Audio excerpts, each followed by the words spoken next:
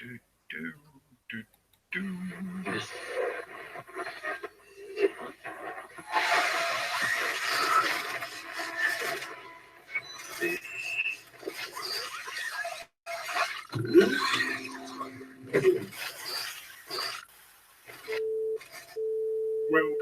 to your awakening. Please stay calm as your reality is adjusted.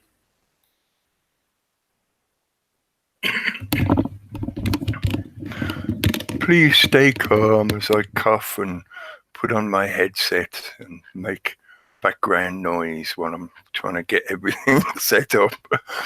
I think it is broadcasting. Looks like it is from what I can see. It's going.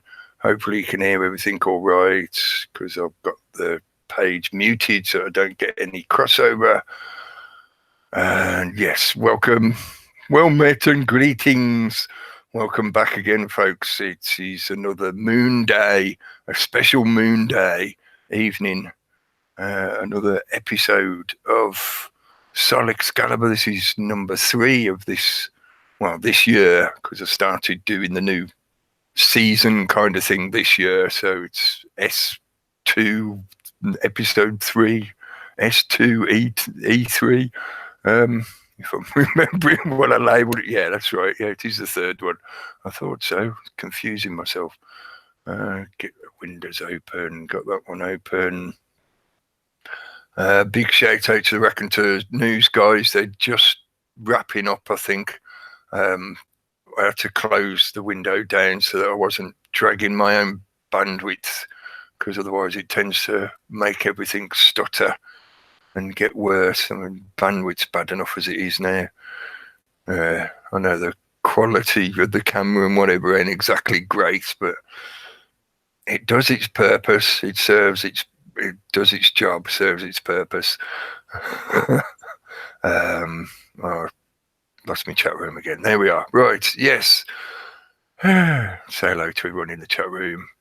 Paula B, hello. And James Owen, hello. Thanks for sharing it round, mate. Yeah, I'll need to do that as well in a minute. Dave Iron, hello. Dean, hello, mate. There's you in the chat, you in the room. Richard Kinsit, hello. And Steve Tagoose, hello, mate. I'll send you an invite in a sec. I meant to send one to you before I click the start button. And because we'd been chatting and listening to the Raconteurs News guys while they were chatting with their guests, it's another one of those things where I'm not multitasking quick enough. New Being, hello. And Super Leads, hello. And Stewie, hello. So I think I said hello to everyone that's in the chat so far. I'm sure the more people will turn up as we go. That's what generally tends to happen. And I know for some of the folks who are living in other time zones, you know, they're often not there for the beginning because we're at 9 p.m. GMT, so it's not exactly the most suitable time for everybody. Not in that worldwide connectivity that we have now. So this week, this episode, what did I put in the subtitle? Was it something like Blood Moon Eclipse on the Prince Pileup? He says while reading it off the screen. So yes, that must be it. Yeah. Interesting correlation and synchronicity of stuff going on that I've woven together in that one sentence. It was yesterday we had a blood moon, which is the first for this year. It's not like as rare as some people like to claim it is, but the first of this year. And it's interesting as well that they keep telling us about this. You know, they for a while now, maybe at least a few years, maybe going back a while, they've been telling us about this stuff, such as the blood moon and the other super moons and things like that, which is stuff that's been going on for however long we've had a moon. But, it seems that they have an interest in telling us about this stuff now at the moment. Maybe it just suits certain story elements in the narrative, or conjures in the mind certain concepts that serve a purpose in that narrative, which does sort of connect me into, that's why I'm saying it, does sort of connect me into, segues me into some of the stuff I wanted to talk about tonight. Some of it is disjointed. I know it's not all connected together necessarily in any direct fashion, but as I do, I will rant about more all-encompassing connections that are there when you start moving a lot of the distraction and the shit out the way, when you start picking through the haystack looking for those needles. You start moving various distractions out the way, you see that there's like a little patternation of them. Anyway, yes. Yeah, yesterday there was a blood moon, and then today there's been an eclipse over a fair amount of the Earth's surface, so it's been fairly viewable from a lot of places. Supposedly, I didn't see any of it. I ain't exactly got a good view of the moon from here at the moment, and it's a bit cloudy. Here in the UK, we've not got the severe snowstorms and other winter weather that a lot of other places have been getting, other places in the world, other places in Europe. But it's still been somewhat cloudy and overcast, so not exactly good for astronomical viewing. So I haven't seen much of either the blood moon or the eclipse, but these things have been going on in the background. And as I say, they like to tell us about some of this kind of stuff now in these modern ages. When I was a kid, in the newspapers, there wouldn't be like stories about supermoons and stuff like that. Very, very rarely would they mention stuff, and it would usually be when there was a significant total eclipse or a significant eclipse such that it can be viewed by lots of people and whatever. Then they'd tell you. But they wouldn't go into more details about a lot of these other cycles that the solar system goes through. But that seems much more woven into modern political narrative in one way or another. Yeah, political narrative. That brings me then to the Prince pileup, the pileup of the Prince. During this weekend of the blood moon and eclipse, it just so happens that the ancient being known as Prince Philip, I'm dubious about exactly how old he is. They tell us that he's 97 years old as a man, as a supposedly human being. But I have this niggling suspicion there may be more to it than that.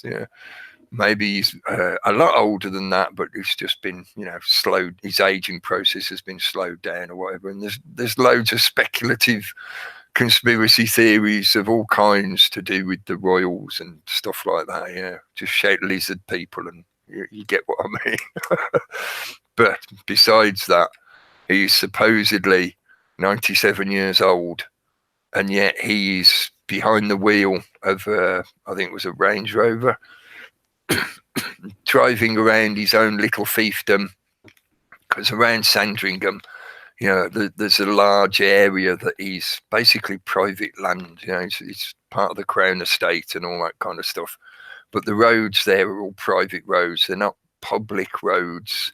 So the jurisdictions and stuff like that are a bit different. And in some ways, they could possibly claim that, he's on his own private property, in effect, legally.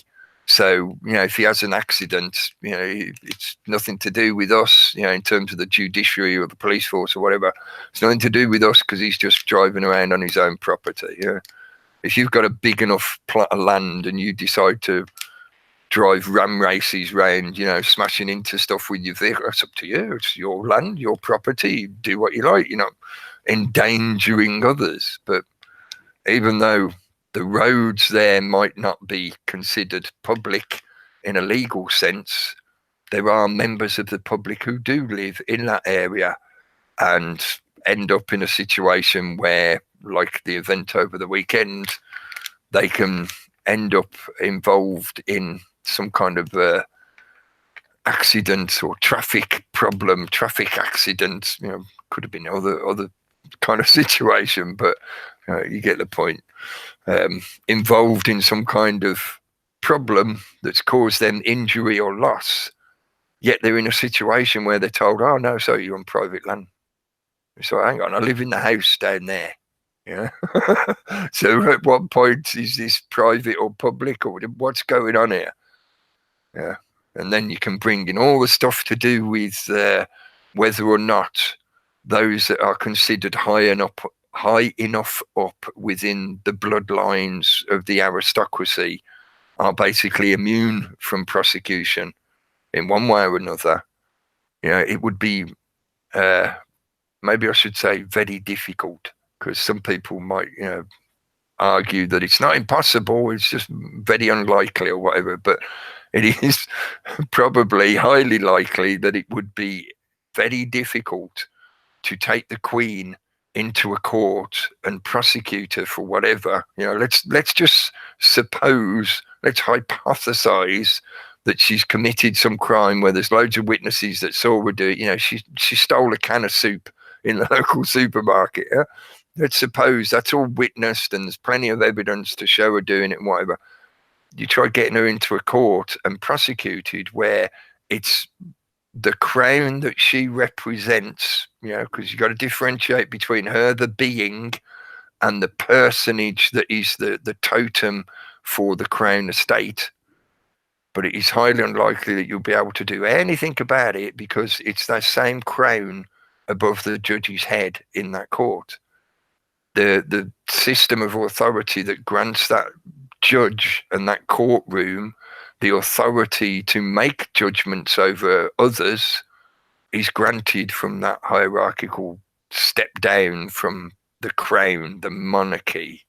And it carries on beyond that. But the point being, this 97-year-old guy rolling around in his Range Rover, which they're not small vehicles, they could cause very serious damage because of the sheer size and weight of them, when mishandled or used inappropriately.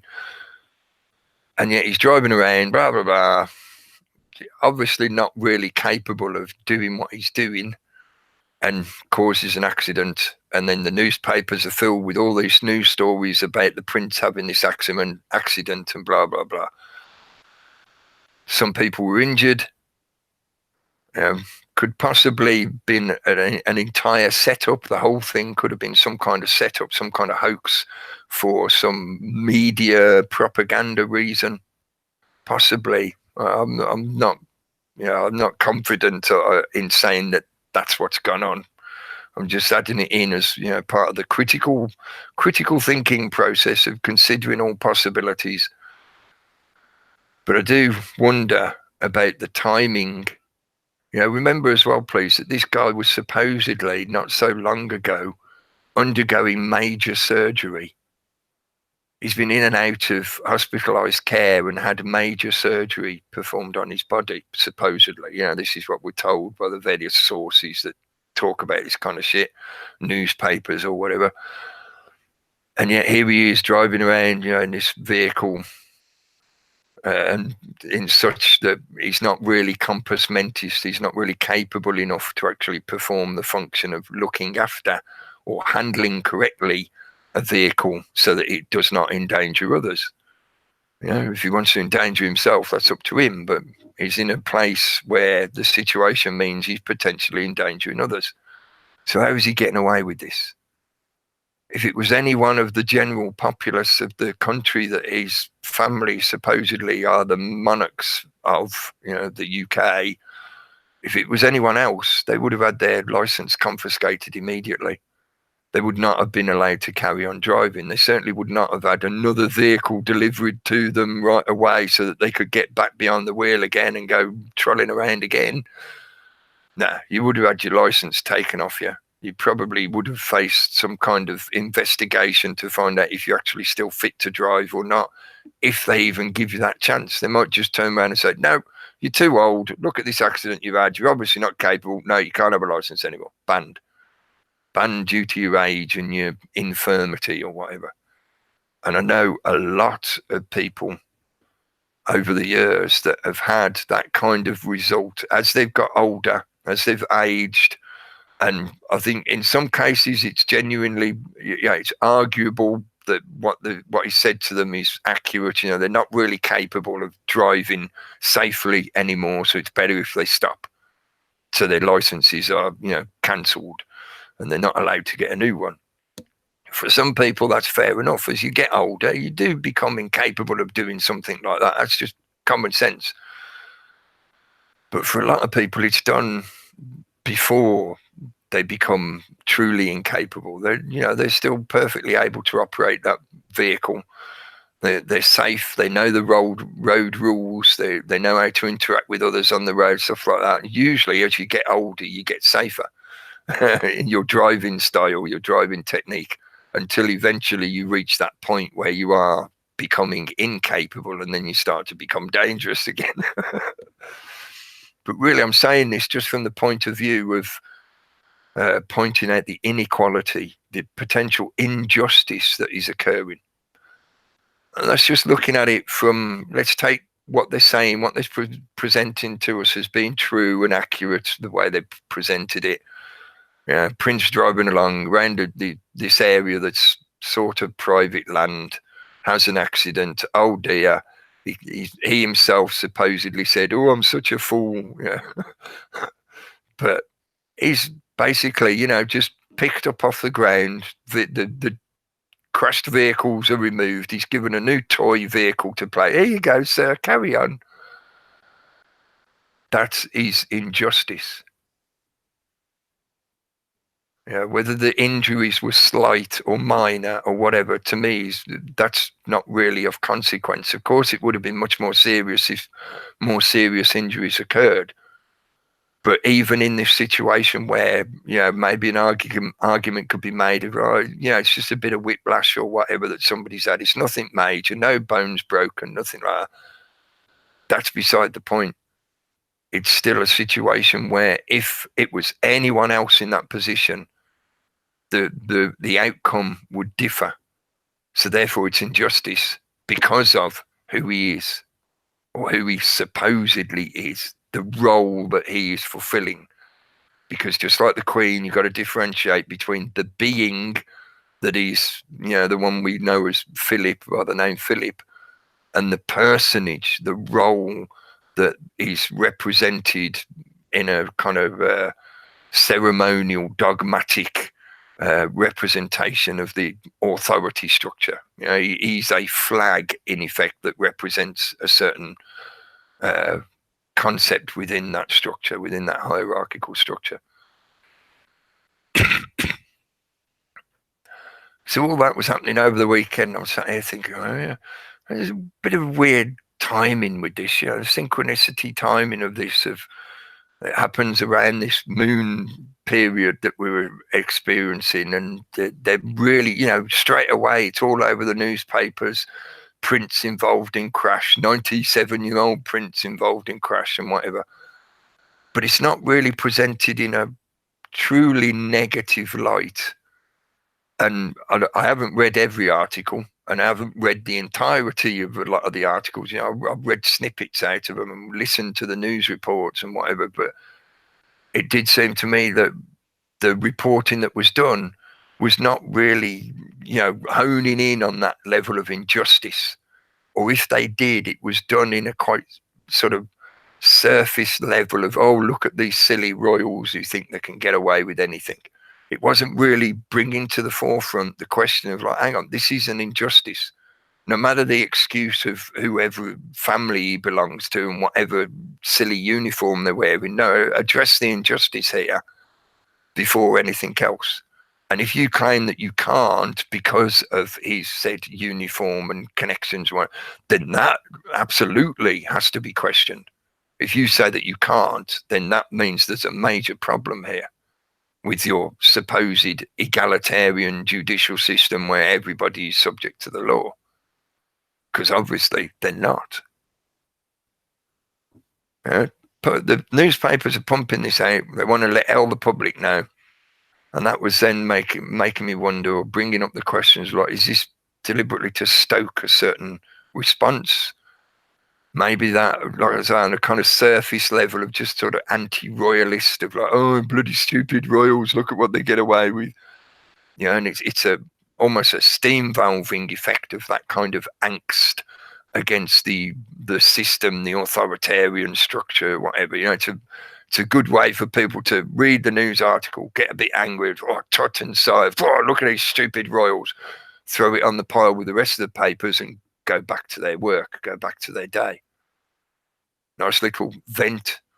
But again, as well, that his age involved not only in this situation, the narrative of this situation, but just his age in general. And I've talked in other episodes about, I feel that there is a fair bit of propaganda that is deliberately geared towards prepping the public for the end of the monarchy, or certainly the end of the style of monarchy that has been holding sway here in the UK for many decades. This sort of like the family of the nation, separate from you, living in the palaces and with all the pomp and circumstance and that kind of thing, very sort of Victorian style-y, even though we're supposedly 100 years away from that. A lot of this deference of the royal household is still that same kind of court element. And when I say court, I mean like the royal court, not the judicial court. So is there a connection in that sense of they're just sort of like reminding the public of like, look, he's a really old guy. He's going to be gone anytime. Look, he could kill himself in a car accident. Look how easy it is. Yeah, he's that old. He's infirm. He doesn't really know what he's doing. He could be gone any minute. Get your funeral attire ready. Get yourself ready for the big pomp and circumstance that we'll have when he pops his clogs. Hopefully he'll be gone before he actually runs anybody down and kills anyone. Yeah? But it still left me with a sense that that doesn't seem to be really connecting, I feel, to the core of maybe what it is they're trying to do with this. The timing around the beginning of the year, this moon cycle that includes a blood moon with an eclipse. At the same time, we have various other things going on around us that are pushing towards a paradigm change, a paradigm shift. And to add a kind of caveat to that, some of the stuff I'm going to say makes it sound like it's what everybody wants. But again, I feel there is a differentiation between the paradigm shift that those who sit in positions of power and try to manipulate this stuff want us to go, what I commonly refer to as the New World Order, the new Phoenix paradigm changeover that they want to bring in so that they switch people into a one world system that they're trying to initiate. And then there is the paradigm shift of what is naturally occurring within the population. Because most, I would say all, because I haven't really seen any evidence in the long term to suggest that this doesn't hold true, that the theory doesn't hold true. But every civilization, all civilizations go through a process where eventually they fall apart for one reason or another. They might be decimated by their enemies, or they might fall apart from the inside out. And that might not truly be the end of those peoples and the infrastructures and the non-physical, the metaphysical concepts and ideologies that go along with that civilization. It might not be the end of them completely. They might just change their living style, their paradigm, the way they interact with everybody and everything else. I've argued many times in the past that that's what happened to Rome. Rome didn't die off. It just changed its form. It became an empire of the mind instead through the Byzantine Empire and the Holy Roman Empire and all that lot. And then it still didn't truly die off. It just immersed itself in a global way across the world. Other civilizations have done similar. They haven't truly gone. They've just gone from prominence back down, kind of like sublimated back into the general population.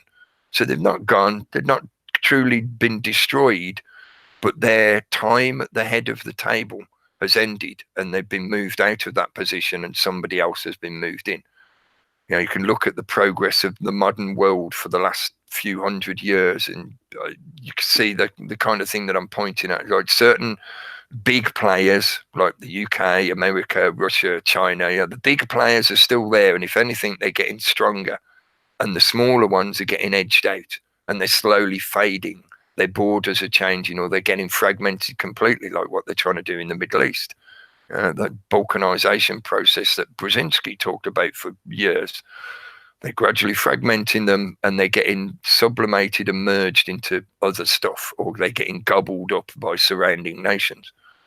They're getting amalgamated into those that are strong enough to sustain themselves against each other. So, is there something more subtle underlying why they want us to know about this aged, decrepit 97-year-old prince who's making not only a fool of himself, but a danger of himself to the population that actually enables his very lifestyle, you know, the perpetuation of his lifestyle and his lineage. I was curious at that. At the same time, over this weekend, there's been another yellow vest protest mainly in France, but in other places as well. These things have been picking up in the UK as well. They've started to be picked up by quite a few different groups as well as individuals. I put my yellow vest on my chair just to show that it's there. I'm not actually wearing it, but that could be explained by some of the stuff I want to get into talking about. And I'll try and make progress, because otherwise I'm taking too long. So I'm looking at my notes and thinking, I've got to try and get through this. The yellow vest stuff that's going on at the moment, there is this upsurge of energy that's been building for several years now. Oh, thanks, Goethe. Cool. It makes a good picture for people. That's the taxi drivers in Barcelona. Is it? Cool. Right, there you go. You see, it's merging together. The yellow vests idea and the imagery has made a really good uniform that works so well for so many people. And I'm saying that in the sense it's good in the way that it just works, the fact that anybody can put it on and you all look the same, so it creates a unifying effect. But at the same time, it works well for the narratives of various agendas that want that kind of thing to occur, that want some kind of mass disturbance or revolution if they're potentially leading towards that kind of shit. So yeah, there's a lot of the yellow vest stuff been happening over the weekend and into this week, and it's going to keep happening. You know, this ain't going away anytime soon, folks. Even if you do think it's, you know, manipulated or whatever, it ain't going away anytime soon. I listened to Annie Logical put up a video earlier today. I was listening to that earlier, and I saw that she was in the chat for the Raconteurs News show earlier, and she typed some information in there as well. Please check out her channel. Logical Annie is the name of her channel at the moment, because you had to restart it because of all the YouTube chicanery, shenanigans. But yeah, check out her channel, check out the videos that she's been putting up, go and check her website, look at the work she's been doing, researching into these coincidental events, put it that way. And I don't necessarily agree with everything she says, and I haven't done the research that she's done, so I can't speak to the veracity of all of her findings or claims or whatever. I've looked at some of it, and yeah, I can see where she's going and where she's getting the information from, and I agree with 99% of what she's showing. The only things that I'm questioning, and this part of what brought me to this point here, we wanted to talk about this stuff tonight. The one thing that I'm questioning, and I think I sort of mentioned it over the last few weeks, I know that the system likes to appropriate everything it can. It will appropriate it, and if it can make use of it to serve itself, it will. Or if it can't make use of it, but it sees it as a potential danger to itself, it will hide it away or try and get rid of it. So, think of some of the stuff like, free energy devices and whatever that gets suppressed by the system. Doing it like that, with bunny ear caveat, people always get so uptight. Oh, you can't say free energy. There's no such thing as free energy. Just argue over terminology. So please check her work out, and some of the stuff she's pointing out, some of the strange coincidences, coincidences between the groups and the corporations that were involved in some of these events, and some of the the uniform of the yellow vest that is being used. And that's my question about the situation. I appreciate all the research she's showing and the connections she's demonstrating that are there, but I'm not naive to be believing that any major movement that occurs has no influence from the system or no involvement from the system.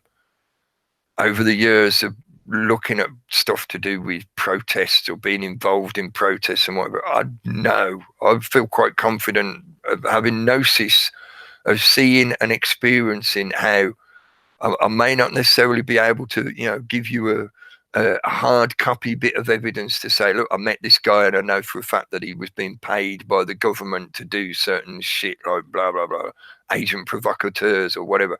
I can't do that.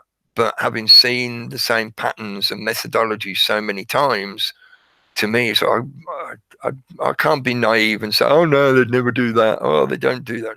No, that would be truly naive, or it would be willfully ignorant to ignore, to leave aside all those kind of connections and the fact that the system does try to get its foot in every door because it's in its own benefit. It wants to survive, so it needs to be there to try and make sure nothing occurs that threatens its own survival. Think of it like it is some kind of creature, and to me, it helps to comprehend why they do certain things, because it wants to survive. It wants to perpetuate itself. It wants to get bigger and stronger and fatter. It wants to have a longer reach so it can claim more for itself. All that kind of element of it's a thing, it's an entity that exists and wants to survive. So the way I thought of trying to express it is it's the piggybacking agenda. The system will try and appropriate any energy it sees rising in the public and manipulate that energy to its own political ends, or to diffuse it so it is no longer a threat to itself. So I agree with 99% of what she's showing. There are groups, there are agencies, both from the government side, but also from the corporate world, corporate espionage agencies, that are deliberately manipulating this situation for their own ends. With some of the corporate stuff that she demonstrates the evidence of, this connects into Agenda 21 2030, where they want to change some of the infrastructure in the different nations. France at the moment is the primary target they're working on, but it affects all of us in Europe. Really, it affects globally. Its effect will reach globally. Some nations it will take longer to occur, but this is that is the agenda, is to get the whole world tied into that digital network. So yes, some of it is corporate manipulation, and really could classify the government as part of that, because it is truly a corporatist system. There is no true separation between private world of business and corporations and what we are told is the public world of politics and governments. They're one and the same thing. They just wear different clothing. And they wear different clothing and use a different manner of speech, but they're both working for the same structure. They both operate within the same structure. So what I wanted to say about this situation was that piggybacking agendas and the appropriation of the public's energy. The one main thing that stood out to me, I think I've mentioned this couple of episodes ago, something like, whatever, I've said it in the past. I keep doing that. But there is this major upsurge of energy going on at the moment that is not just because the yellow vest started. It wasn't created by a group of people who said, hey, everyone, I want to start this movement where we'll all wear yellow vests and we'll go out and protest and we'll do non-compliance actions. We're going to protest about these particular topics. It didn't happen like that. There was already this upsurge of energy happening. All it required was a direction. It wasn't created by the people who have created this manipulation of this particular uniform. Approximately 10 years ago, several years ago, the same thing was done using the Guy Fawkes mask. And we had this whole thing about the anon and the anonymity, if I can say it, the anonymity of that mask wearing to create a uniform. People were in effect given an opportunity to take part where they felt that, put the mask on, nobody will know who I am, so I won't risk losing my job. I won't risk getting into trouble with my peer group, with my family. I'm willing to get involved now then, because I can do it like that. I don't have to stand behind what I'm saying. I don't have to show my face and say, hey, it's me, I'm saying this. No, I can put this disguise on, and at the same time, it creates this sense of unity because I'm surrounded by everybody else who's got the same uniform on. So it creates a focal point, a unifying effect that, like a spark to kindling, it releases people's fire. It gets them to, actually get out their seat and do something. So I'm willing to take part if I can do it like that. This time, it's not so much the anonymity thing. There is an element to that because you will see people covering their faces up and stuff like that. For some people, it's an obvious concern because they don't want to get themselves in shit. They don't want to lose their jobs and stuff like that. But they still want to be able to have their say, to get involved and maybe, move things forward however they perceive it happening. So the energy was already there. Stuff was already happening. The fracking campaigners have been actively doing stuff, not only in the UK, but in other places as well. There's been various other campaigns that have been ongoing for years now. But the bubbling energy has been building up for several years. And people have, whenever there's been an opportunity, like the Occupy movement a few years ago as well, it's been about 7 years ago as well, isn't it? When that came along, that had a similar effect of it gave people a sense that here is an opportunity where you can get involved and take part in something that might make some kind of change or difference. Whether there's any truth to those claims, that's another avenue of questioning, of investigation. But I'm mainly looking at this stuff from the point of view of the effect on the global mind, on the global consciousness, on all the individuals out there and their energy and how it is building and looking for direction. So maybe it was on the spark of those connected individuals who said, right, okay, now's the time to start our campaign. It fits with the agenda plans of the corporations that are bringing in this new infrastructure. How do we present this campaign? Well, we've had plenty of color revolutions. This time now it's fluorescent yellow. So not only is it color, it's bright, sparkly color, bring lots of attention to it. So they come up with this campaign idea of using the yellow vest. And whether that is a totally contrived beginnings to the yellow vest or whether it was a piggybacking effect, I think the timing would be so difficult to discern between when things started occurring and when people suggesting let's all put our yellow vests on.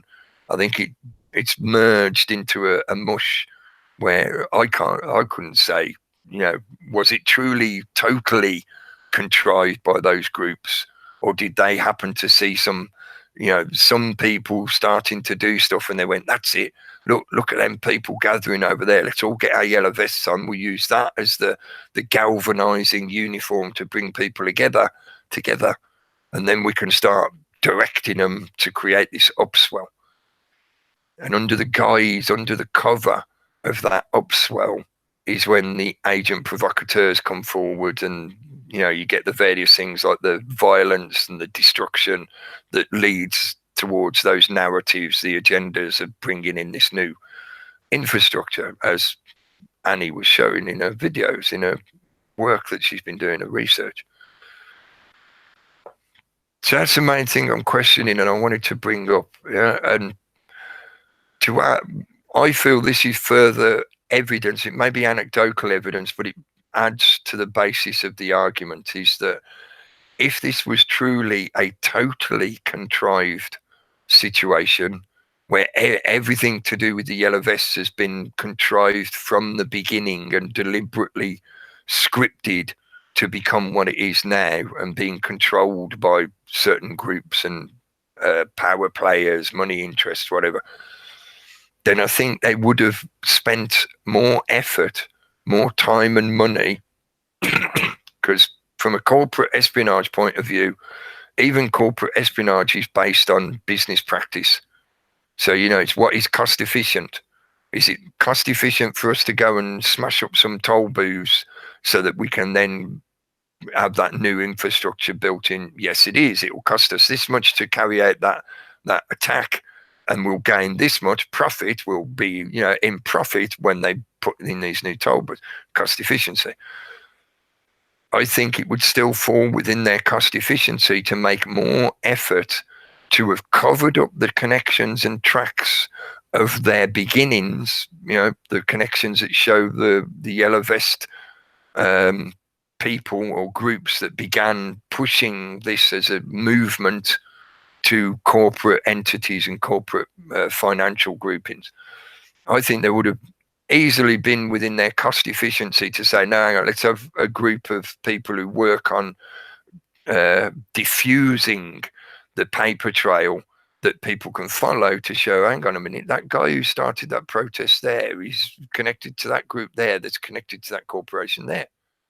You can look at Annie's own work and see how she has gone through that process. Yes, she's had to do a lot of digging, but she's not hacking into secret computers to find this information. She's looking at what's available to all of us. So I feel if the size, the scale of this yellow vest idea and the energy that people are putting into it, the level of involvement that is occurring, if the whole thing was contrived from the beginning and is being controlled to be this big, there would have been more effort put into covering those connections or obfuscating them, diffusing the information so that people would not be able to find them so easily, so that they would not be able to go, hang on a minute, these groups are just connected to them, therefore don't put the yellow vest on because it's just this. That would defeat their entire goal of getting the public out in the streets to destroy that infrastructure so that they can then come in and sell it. If there's enough information there to show to people, go, hang on, look, don't get involved in this movement because that's connected to that and that's connected to that. So therefore, you're just serving their agenda. So don't put yellow vest on and don't go out in the street. That defeats the goal of what they try. Do you see what? Hopefully, you see what I mean. So I question that element. Another example I thought of is if you look at the event around Sandy Hook and the aftermath of that event, there was a lot of effort. There still is a lot of effort, a lot of time and money being expended by certain groups who do have connections back into the corporatocracy, into the governmental infrastructure. And their aim is to obfuscate, diffuse, derail, and disenfranchise and destroy people's lives who have any interest or any pursuit of that information that Sandy Hook was just fucking total bollocks. It was a hoax. They put a hell of a lot of time and energy and money, cost efficiency, into their efforts to deal with that information and anybody that talks about it or passes it on. That's an example of like, look, if they're really being controlled and organized, then there would be more effort from a security point of view to make sure that their goals go through. And that means they would have covered their tracks a lot more. Because if they're so easily discoverable, it negates the attempt in the first place, which means it would not be cost efficient. It would be a waste of the corporation's money. Now, saying that could be a deliberate waste that they're willing to accept because it leads towards further agendas.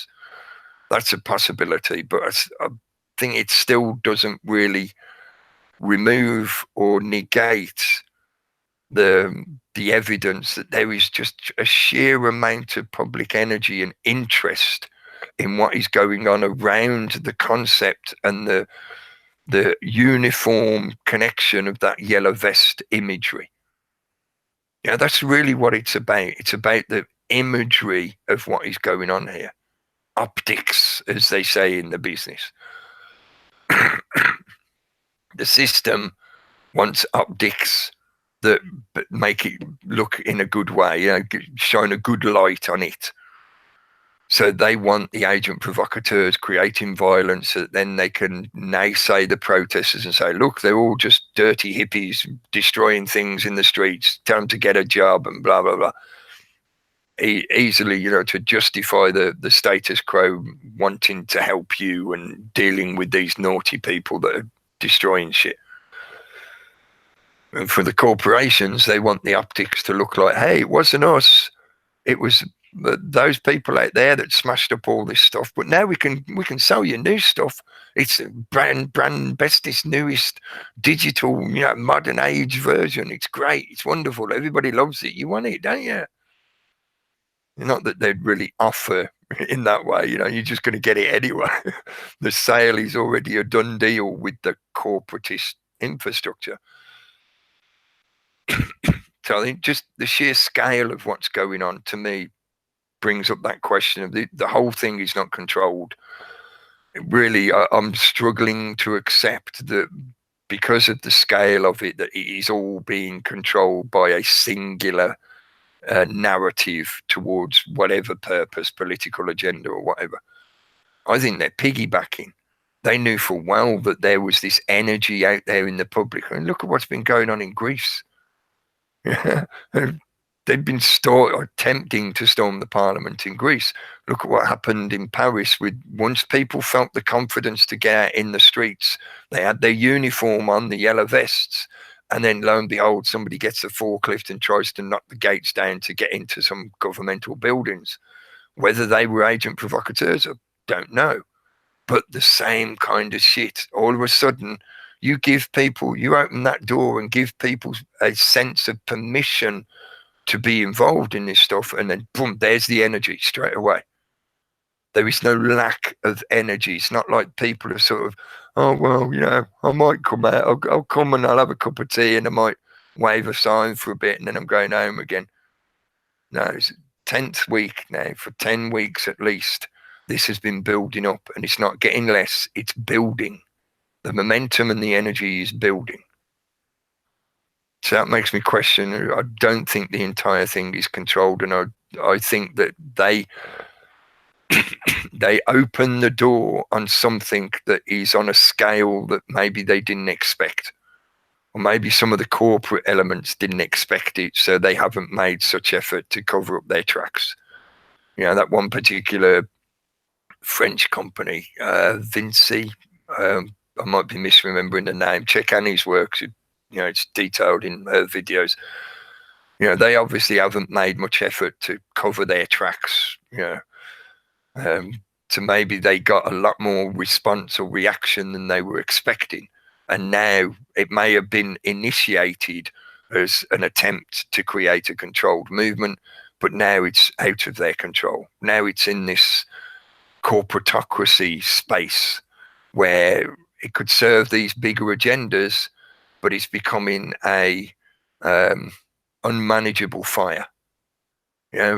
Landowners will use fire to manage some of their land, depending on what's growing on the land and stuff like that. They'll use fire to clear out areas of the land and stuff like That Phoenix principle of starting a revolution and getting the people to destroy their own societies, so that then you as the leader can step in and present the new world solution of, oh, let's build it all again, except this time we'll use glass and plastic and everything will be shiny and spangly and it'll all be great. Everybody will love it. It's the same thing, but in a slightly more diffuse way. They are sparking a fire in the hope that it will burn a certain area of their land ownership. They're trying to clear a certain area out so that they can bring in this digital infrastructure stuff. But they're not. I think they've set far too many fires than they were expecting to have to deal with. Yeah, I can't think of how else to say it other than piggybacking agendas. Fair enough, if people want to say the whole yellow vest movement is something that is controlled and manipulated, therefore don't get involved in it. Okay, but don't do nothing. If the yellow vest stuff is controlled and manipulated, that doesn't mean that you carry on doing nothing, or maybe you were doing something before, whatever. But hopefully you get the point of that. Even if it is controlled, that doesn't mean I'll give up and just throw in the towel and do nothing then. No, it just means think a little more. Be a little more considerate in what you do with your energy and how you protest if you choose to protest. Yeah, there's many other ways that you can be working to counter what these power players of the corporatocracy are trying to do that don't require you to march up and down outside Parliament waving a sign. Appealing to the Parliament to stop oppressing you is, as Dave's put it very well many times before, it's like asking your rapist to stop raping you. Okay, you try that. See where it goes to. But there's other things you can be doing. There's other ways you can be utilizing your energy to add to this energy that is building up in the populace. I think this is a natural thing that occurs within us as beings in a cyclical fashion, in the same way as many other aspects of the natural world go in these cyclical fashions. We go through stages where we build these termite mounds until they get to such a size that they become incapable of being what they were originally. They creak under their own weight. They fall apart like a house of cards, and the beast eats itself in that metaphysical conceptual structure that is the system. It consumes itself eventually because it tries to bring everything into the center and sit on top of it. So sooner or later it ends up eating itself, the Ouroboros. And we as beings have an innate sense of that. We have a natural attunement to those processes and cycles, whether we're consciously aware of them or understand them, comprehend them at all. A lot of people don't get that about the way we are still part of the natural world. They've been separated, they've been externalized into this world of illusion to such a degree that they've lost their sense of those natural cycles. We are on the cusp, we are going through the birthing process of a change of paradigm. Those power players want to steer your energy to create a world, a new paradigm that suits them, that reinforces their claims to authority and reinforces their seats of power, the thrones that they've already been building for a few thousand years. Or you can utilize your energy to switch into a different paradigm where that shit don't go anymore. That shit about people who are no different from you claiming that they've got some kind of royal blood that means they can run you over in their car and just give you the finger and drive off. No, that shit don't play anymore, mate. That's wrong. That's injustice. That's unlawful. There is this time period that we're going through. I could digress further into some of the more esoteric stuff to do with the timeline and the way we are going through a period of many changes, including the solar cycle and our own cells. We are electromagnetic beings. Our own cells are tied into the cycles of the sun in the same way as we're tied into the day-night cycle. You preferably want to be up and doing things when the sun's up in the sky, and then when it's down again, you go and sleep, ready for the next cycle, the next day. But there are longer and longer and longer cycles, and the longer the cycle is, the less aware most of us are of them actually occurring. We are going through one of those major cycle changes now. And that gives all of us the opportunity to be steering our energy, steering the energy of everything that's going on here in a direction that benefits all of us, hopefully, but certainly more of us than have been in the past. Now, a couple of other things, and I'll try and whiz through this quickly. This, for me, in the way that I do, I find some odd connections and whatever, maybe just the way my mind works. But for me, this was somewhat synchronistic over this weekend, and I did ponder on whether it's connected into this change that's occurring, this cyclical change that's occurring, that at the moment has been signified by that blood moon eclipse event. Like I said, it's not totally rare. It's not totally unheard of. It's just, these things happen in little cycles, and they're like waves of the ocean on the beach, waves of the tide moving. Listen to Steve's show on Saturday, Steve Tagoose. He did a show that was titled Caught in the Crossfire of Psychological Warfare.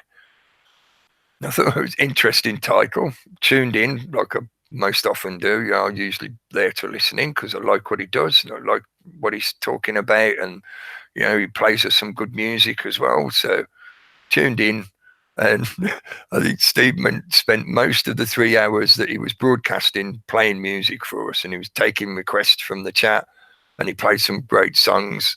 It was all good stuff, but it left me thinking about that question of the title.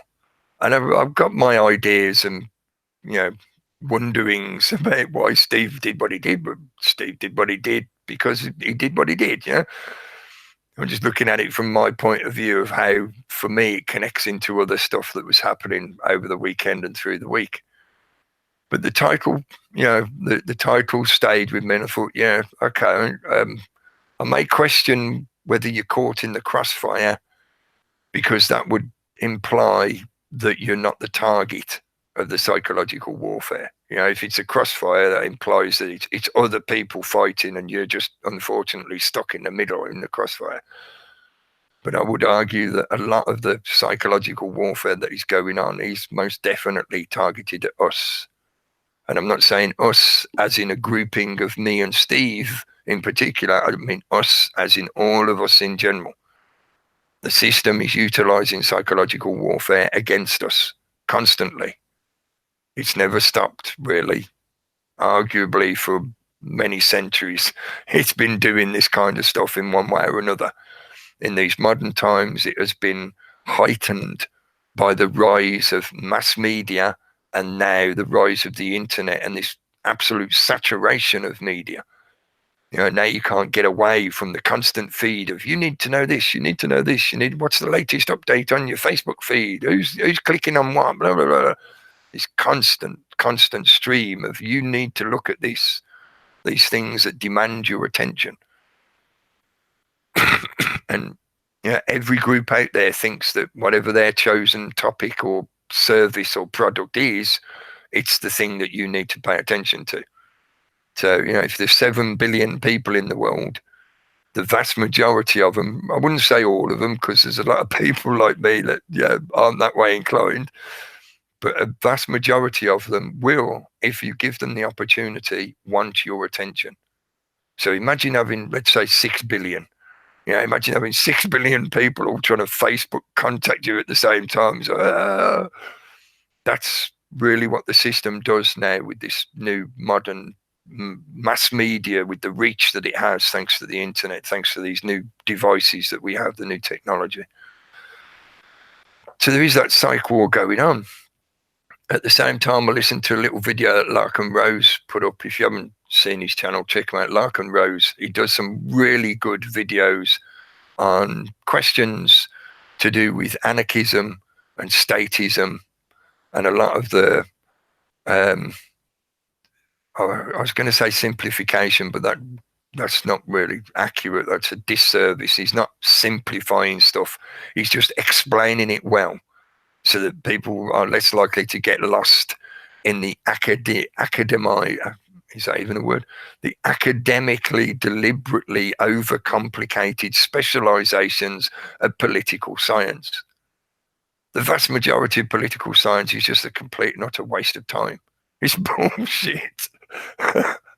It's just political theatre game playing. Yeah, they want you to pick their particular set decoration rather than the other guy's set decoration, but they're all still playing on the same stage. You know, they're all still trying to present the same fucking show. So yeah, Larkham Rose does some really good videos on various stuff. The Jones Plantation and If I Were King, there were some good ones. And the Tiny Dots, that's a really good one. But yeah, listen to one of his videos he put up recently, and it was titled something along the lines of when you should be mean to statists. And he was addressing this question of, like, you know, do you catch more with honey rather than vinegar? Do you catch more flies with honey rather than vinegar? That's kind of like the phrase, the way it used to go. Yeah. And it's something, you know, I try to do if I can. I'm not perfect. Sometimes I lose my temper, I lose my patience, whatever, and I can get, yeah, I can have a go back sometimes if I feel it's there. But in general, you connect better with people when you use honey, when you are cordial with them. Doesn't mean you have to, you know, worship them, fawn at them. You don't have to blow up their ass to build up their ego and shit like that. No, just be cordial, be polite, be consistent, be calm, be persuasive. Persuasion doesn't require aggression. This is not about punching you in the head till you fucking believe me. No, this is about consistent, reasoned arguments that are presented calmly but consistently. So if somebody keeps saying the same mistake to you, you just repeat the correct answer. You know, if they keep insisting 2 + 2 = 5, you just say, no, 2 + 2 = 4. 2 + 2 = 4. So he was addressing this question, and I agree with him on what he was saying. Is really, when it comes down to it, this is about morals rather than the reasoning of the argument. Because if you can quite easily use the reasoned argument and present it in a very calm fashion, almost robotic-like. But sometimes some people need that kind of splash of water in the face of just being directly told that they are morally wrong. And that's what it comes down to. It's like, look, you can say all your supposed arguments and even present evidence that you think supports your argument, but in the long run, what you are doing as a statist, this is how his example of presenting this thing, yeah? As a statist, what you are doing is supporting, you are condoning the use of violence against others to extract from them, you know, whether it be taxing or taxes or whatever. You know, a statist system utilizes the authority of force, or it authorizes the use of force against its citizenry for whatever the system says it requires. So if the system says we're making a rule that says everybody has to pay 20% tax, then it is authorized to use physical force to extract that 20% from all of its citizens. That's morally wrong. If you say that me using violence against you is morally wrong because I want something off you, you know, oh, I want your yellow vest, mate, give it to me. No, it's my yellow vest. Oh, I'll beat you until you give it. That's morally wrong, isn't it? So therefore, you can't, if you can't do that, if I'm not allowed to do that to somebody else, I can't give the authority to do that to the state because it's still morally wrong. These are, you know, these are core points about anarchism and statism and whatever. But the point was, for me, my synchronistic chain of what occurred over the weekend, he was addressing a point about, again, using that illusory claim to authority while at the same time trying to also claim the moral high ground. You really stuck in cognitive dissonance there, mate. You know, if you're a statist and you're trying to claim the moral high ground of, oh no, the state does good for people. Look, we built a hospital, we've done this, we've done that, we built the roads, mate. It's like, but you're still doing it through the use of violence against everybody. So you're morally wrong. The ends are achieved through immoral methods. So, you know, we can argue about whether you still agree with it or not. But in terms of a philosophical argument, a philosophical debate about what is accurate, you're wrong. You are morally wrong. And sometimes you need to tell people in quite a blatant and abrupt fashion. And sometimes that means calling them a fucking idiot. And everybody gets upset when they're told they're wrong. Yeah, I shouldn't say everybody. Most people get upset when they're told they're wrong. Some people react better to it, and it does depend on the interaction, the way it's said, you know, the to and fro that occurs, the speech used, and the body language, and everything else can all add up to whether it is taken offensively and somebody reacts badly to it, or whether it is taken as, oh, thank you, I'm glad you informed me of that, I know more now. So his argument, his suggestion was that, yes, sometimes it is perfectly fine. If anything, it is required that you tell people things quite directly. And sometimes that means potentially offending them by saying something like to them, like, no, you're morally wrong. You're a fucking idiot if you do that. You are being socially destructive by what you are doing. That is wrong, full stop. You're a fucking moron. You know, as I say, I try to use more honey than anything else if I can, because I feel that over the years I've learned that the use of the aggressive tactic, the use of positive reinforcement in that respect, positive and negative reinforcement, yeah? Positive reinforcement is when, for example, whenever somebody does something that you want them to keep repeating, you do something that reinforces that action. So when Johnny's a good little boy, you give him a pat on the head and say, well done, Johnny, you've done a good deed. You know, that's positive reinforcement. Negative reinforcement means you do something to put them off taking the same action. So negative reinforcement would mean when somebody does something stupid, you go, you fucking idiot, you're a moron. What are you doing that for? You're morally wrong. Stop it. Yeah, negative reinforcement, you're trying to stop them from carrying out an action. Now, reinforcement as well can be in academia, it can be subdivided into positive and negative. So you can utilize force, you can utilize aggression, nastiness, maliciousness as a reinforcement, and that is primarily what the system does.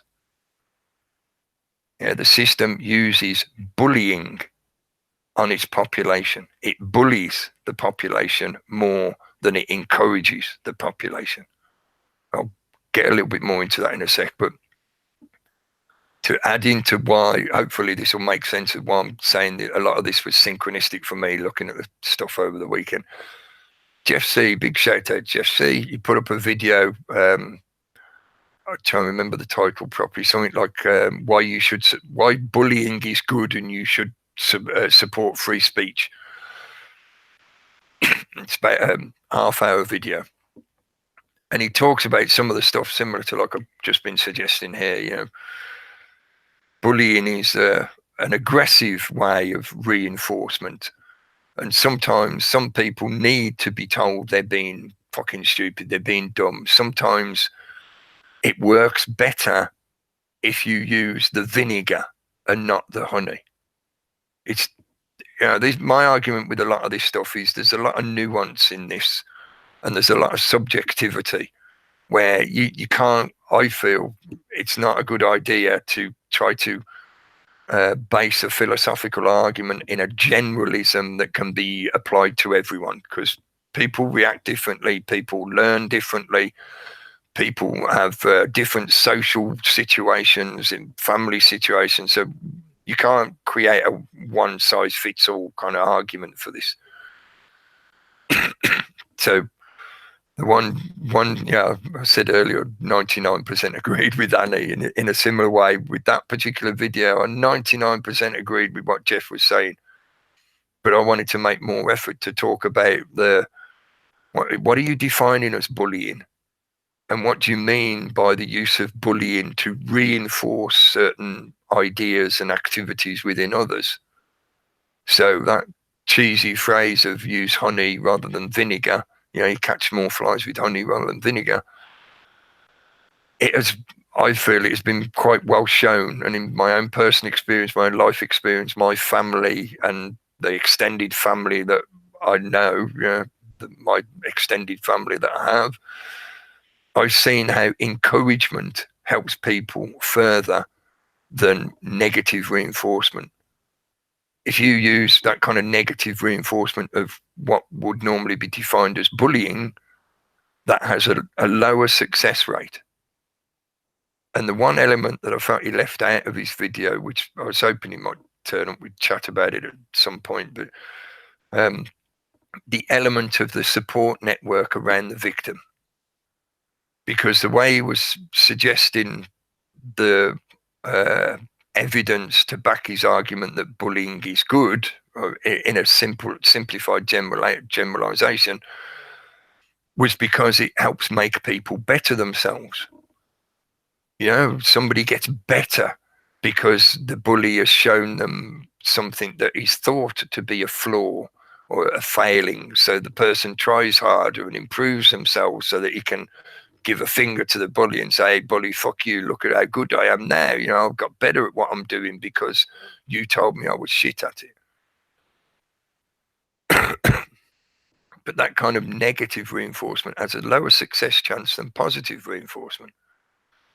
And again, there is a difficulty in nuance in this, because I'm not talking about mollycoddling people, and I'm not talking about this kind of modern concept that the kind of, as it's derogatorily called, a snowflake generation, where they are incapable of dealing with any difficulty because they just psychologically externalize to an authority figure and demand to be rescued or defended or whatever it is. The problem that's assailing them has to be dealt with by pseudo mommy or daddy, whether that be government or the university professors, whatever. Somebody is supposed to rescue them. They are incapable of dealing with difficulty because they have been mollycoddled into this victim consciousness, this learned helplessness.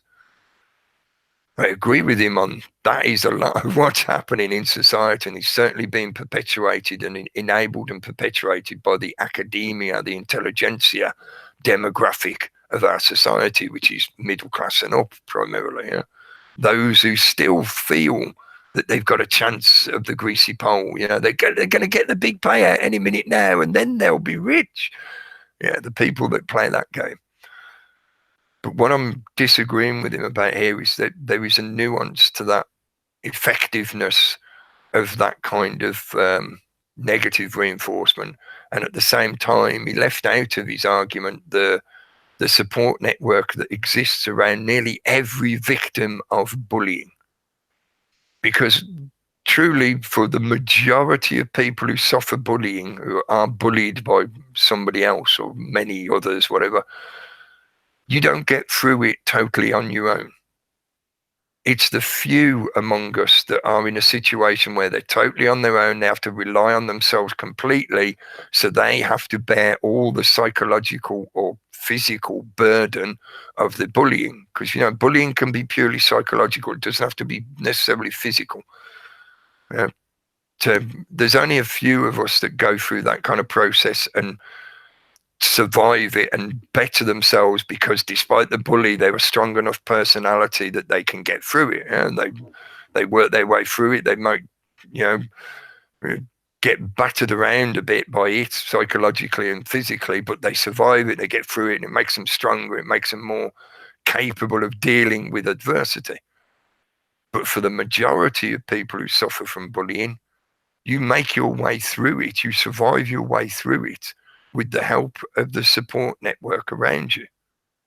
And that doesn't necessarily come in a direct and stated way. It isn't that there's some therapist who goes, pops out of nowhere and goes, I see you're being bullied. Let me talk to you, but let me give you some positive reinforcement to make you feel better about yourself so that you can survive this bullying and get through it.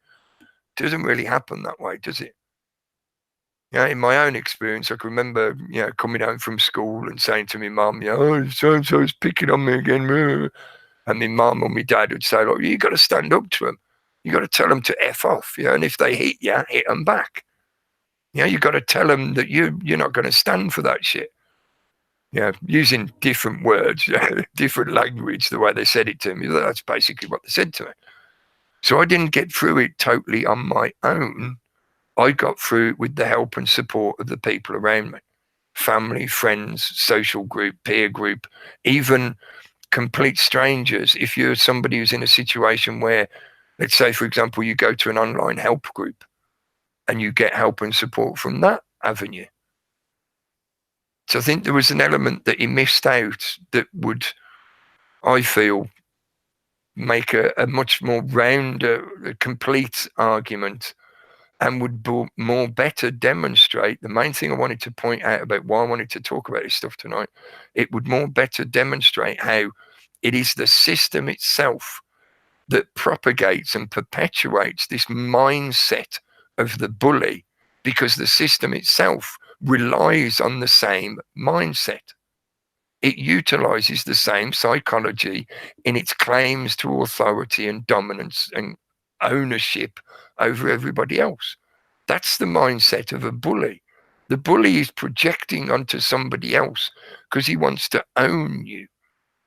He wants to own that other personality so that he can put it below himself. Because if you're property, you're less than the owner. And that's a subtle psychological effect that occurs within all of us. I say that carefully. I think it probably does, unless people have got some kind of problem like Philip. But it occurs in all of us whenever somebody else projects that kind of psychology onto us. When somebody projects that kind of psychology at you, it makes you feel lesser. The classic cheesy kind of cliche, like, I made him feel this big. I talked down to him and it made him feel this big. You've just been turned into property. And in doing so, psychologically, your mind goes through a little flip that changes the way you perceive the interactions with that other person. Somebody, as I say, who survives the bullying, who stands up against it, goes, I ain't your fucking property, mate. You can't talk to me like that. If you say that kind of shit to me, I'm going to throw it straight back in your face. You're a cunt as well. You telling me I'm a cunt? I'll tell you you're a cunt. Fuck off. Or if it's physical, physically standing up for yourself and protecting yourself. But for most people, and you can apply this, it's not just, talking about children or young people that may be subjected to somebody bigger than them, the bigger kids in school picking on the littler kids. No, this happens all over the place. It's about psychology. It's about mindset. It's not about physical stature. If anything, physical stature comes as an extra for some people. I've met a lot of short people who are quite aggressive in their mindset because they feel they have to compete harder. So they go out of their way to psychologically dominate those around them, because that alleviates their own sense of danger, because they're physically smaller, potentially physically weaker than those around them.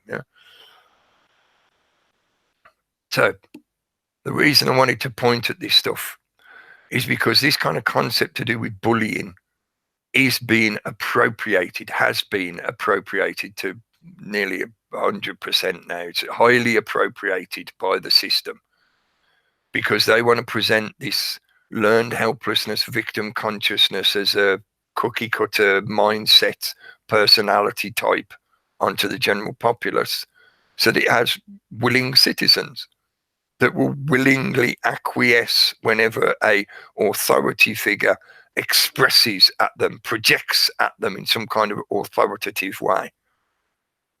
So when the TSA agent shouts freeze at everybody in the airport, they all go,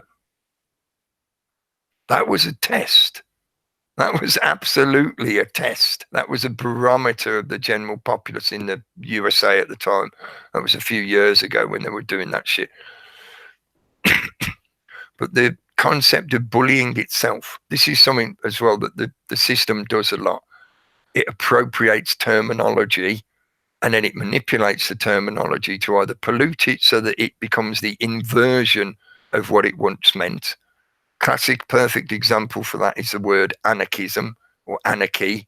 You say that to the majority of the population, they automatically think you mean chaos, destruction, death, nastiness, horribleness. Oh no, we don't want that. They've got no concept that it's a ideology or that it is mainly talking about political stuff, and it's nothing to do with destroying shit at all. Unless you're talking about the metaphysical, conceptual, the ideological, yeah, it can be used to destroy the bullshit. But yeah, just as an example, that concept of the terminology.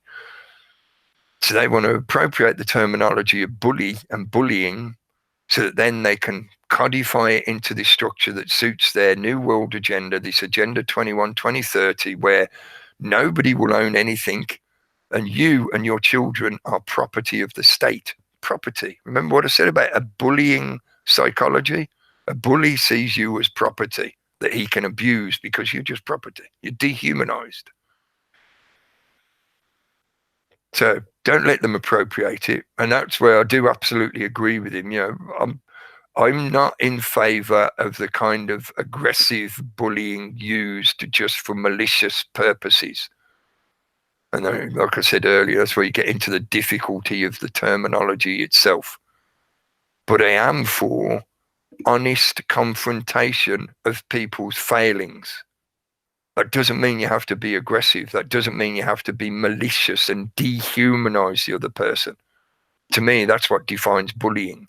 It is something done for purely malicious reasons. It's not done because they want to try and make the other person better themselves. That's not a reality. Bullies don't bully other people because they want to see them get good. That makes no sense to the experience of reality. Bullies bully other people more than likely most of the time because they themselves were bullied by others. Hurt people hurt people. And it's an externalizing and projection process in their own psychology. They need to put onto somebody else. They need to externalize their own inner pain because they can't deal with it for themselves in their own heads. They can't address their own bullies, which is probably their own social peer group of all other bullies. Yeah, they're in a pecking order of psychopaths. The one who's willing to do the most is the one that's the head psychopath. As in, in a gang of bullies, it's like one of the lesser psychopaths might go up and call the victim a bad name. Say, "Oh, you're an ugly git. You're a spider poo. You're poo head." Yeah, and that's why he's one of the lesser psychopaths, because he'll only go that far. And then the big head bully of that gang will step forward and beat the crap out of that other kid. And that's why he's the head psychopath. That's why he's the head bully of the gang. Bullying is a psychopathic mindset. So to try and utilize it to benefit others is a dangerous road. But I do agree that the use of criticism and encouragement, the two together, not one or the other, not one extreme polarization of one or the other.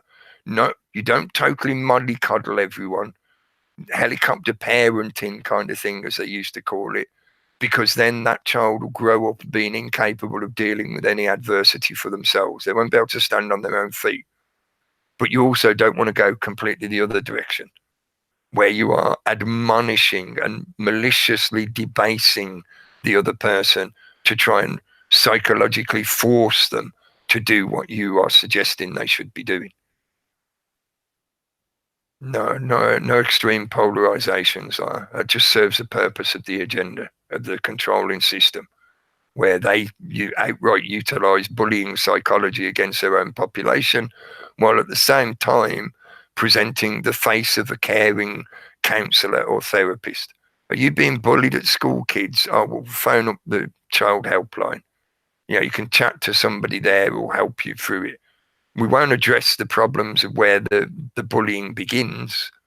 We won't address the very infrastructure, the very structure of the system itself that actively encourages and propagates that psychopathic mindset that under a different label would be called a bully. So hopefully altogether that makes sense. And to link it back to things like the yellow vests and the Prince pileup and stuff like that. That's why I wondered about whether the event around Prince Philip and his car crash was that kind of subtle bullying of the population. Like I said, look at the silly royal, look, he's had an accident, isn't he a silly old fool? That's the bully kicking you in the nuts and then going, oh yeah, I was just making fun of you, mate. I wasn't really trying to hurt you. I just wanted to have a laugh with me mates. Like, have a laugh at me. Yeah, I'm daft. No, mate, you just took an immoral action of violence against somebody else. And on top of that, this winds it into things like the yellow vest and the Agenda 2130 stuff and the bringing in of the digital infrastructure, like Annie was shown in her research. Hypernormalization. That was a phrase or terminology created by Adam. What's his last name? Adam Curtis. Oh man, is it Adam Curtis or Adam Curry? No, it's not Adam. Adam Curry's that daft actor, isn't he? I think. Hopefully, somebody in the chat will remember and remind me. But yeah, he put out quite a long sort of documentary a while ago, a couple of years ago, called Hypernormalization.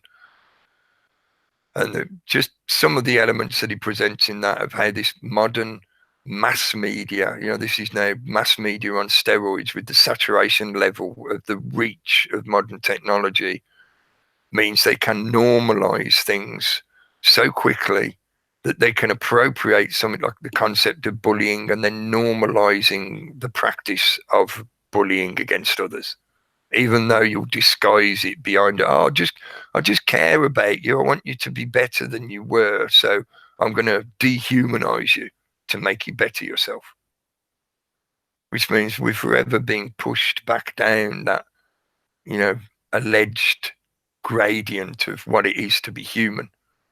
The thing doesn't exist really. It's just that is the perception that is given to us by the system. You get pushed back down the pyramid.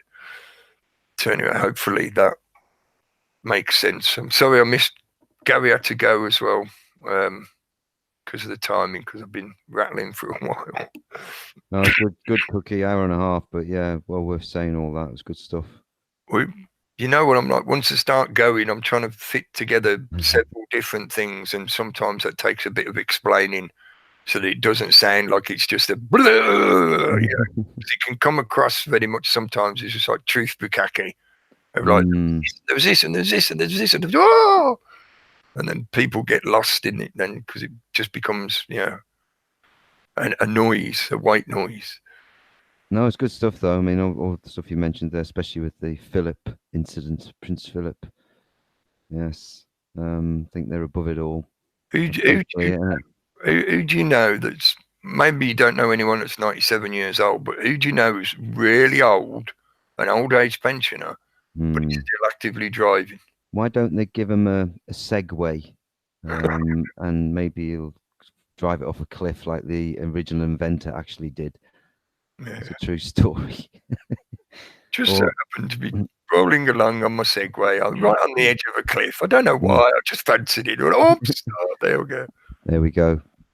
But yeah, I mean, his eyesight as well. I mean, how good is it? I mean, they're known to, partake in probably blood drinking. I thought maybe he's got 20/20 vision. The eyes of a 5-year-old. No, lizards rely on the sense of smell. All right. So he drives by his sense of smell. Maybe that was what the people in the other car did wrong. They had the wrong kind of deodorant on, so he couldn't smell them. Or just get him a mountain bike. That'll finish him off. Do you think it Did it seem strange to you the way it just seemed to happen and then get, spread across the media so rapidly over the weekend? Yeah, it happened. Was it Friday morning, wasn't it? And I went into work, and yeah, everybody was talking about that and saying how they couldn't believe, to turn one of them vehicles over, you've got to hit it with some speed to knock over a Land Rover, and make it turn. I think it rolled, didn't it? I'm sure it rolled. I don't know. Not sure, but to knock it over, and like I say, he's on a private estate, but he's coming out onto a public road, is he not? On the A, whatever road it was. It was something like that. Yeah, I remember that, because that was one of the questions of, like, is this bit of road public or private? People weren't. It's an A road unless it cuts through his private estate or something. I don't know how big these estates are that they own. I mean, maybe they do. Even if it was on the public road, I don't think it would have made any fucking difference. No, basically caused an accident, and then he was filmed not wearing a seatbelt the next day. Yesterday, I think, was it? And that appeared in the papers today. I'm royal, don't you know? I don't need seatbelts. And they had a chat with him. God protects me from the windscreen. Exactly. So, they're above the law. They are the law, or whatever, appointed by gods. So they don't have any. You're the ones who have to suffer that. The people, not them. They rise above it. But yeah. Which gods was it that appointed him? Dracos. I don't know. Some Moloch. Yeah. But the stuff he's been, I did have some funny memes to sort of, just the stuff he said over the years. This, like he said to a British tourist who'd visited Papua New Guinea back in 1998, he said to her, "You managed not to get eaten then." So it comes out with some classics. And the president of Nigeria, who was wearing his national dress in 2003, he was sitting next to him, says, "You look like you're ready for bed." But yeah, so he's pretty, insulting, or whatever you want to call him, or he thinks it's funny. Yeah, it's funny. It's a laugh to dehumanize. Yeah, put other people down. Yeah, and these are presidents and whatever of their own countries, and he said to various other when he's go to groups of people, whatever, and he'd make various comments, and it's it's all there to be seen if you want to go and look for it. But yeah, this guy does and they call it gaffes, and he puts his foot in it. But he says he says everybody was saying we must have more leisure. Now they're all complaining they're unemployed.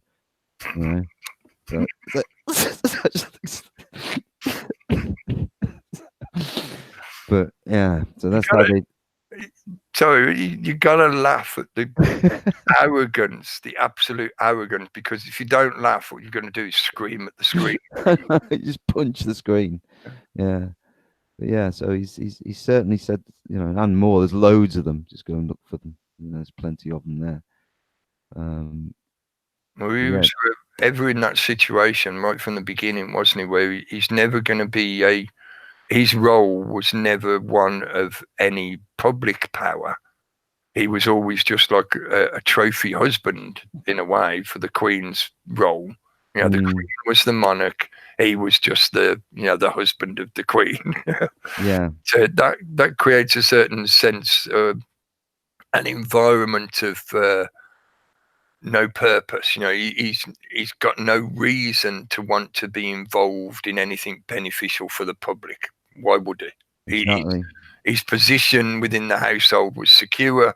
He didn't have to do anything, so he could easily just go along saying whatever shit the fuck he wants. Yeah. Because he doesn't have a role to protect. He has the keys to the kingdom, if you like. He has everything at his disposal, whatever he wants to do. Someone was telling me he killed something like, was it 30,000? They go grouse shooting or whatever in his lifetime. He's killed something like 30,000 of them, or something like that. And then he's, president of the world, or whatever, the World Wildlife Fund and all the rest of it. That they're happily shooting and doing whatever they do. But he also was known to drive around in a black taxi back in the day, because he's 90. Was he 97? You said 97. So this is probably in the 50s and 60s. He was probably had a black taxi driving around the city of London, and probably hurling abuse at people as he drove past, no doubt. Probably shouting groovy. Yeah. Groovy, baby.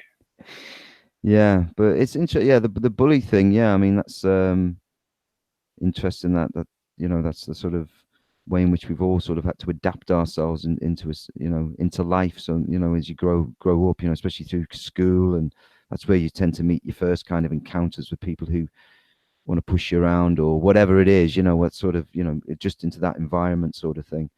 But yeah, it's not something that a lot of kids now. I mean, because of this snowflake generation, and everything else that you mentioned, and everything else, it's bullying does go on. It's I know my daughter, Always has my daughter went through it. When she was very young.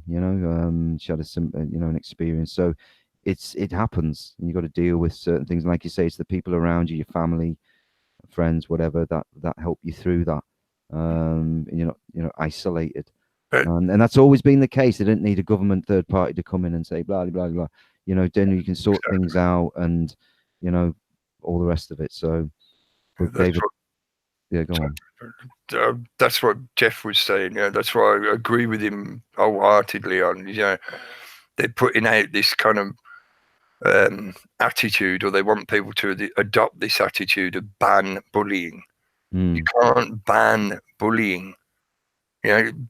Despite the discussion of is it a good idea because bullying can serve a purpose, but even without that, you can't ban it anyway, because that's like saying ban faces.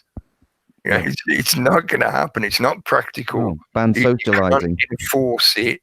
Yeah. It's always happened. People will be people. Some people are arseholes and they'll bully others.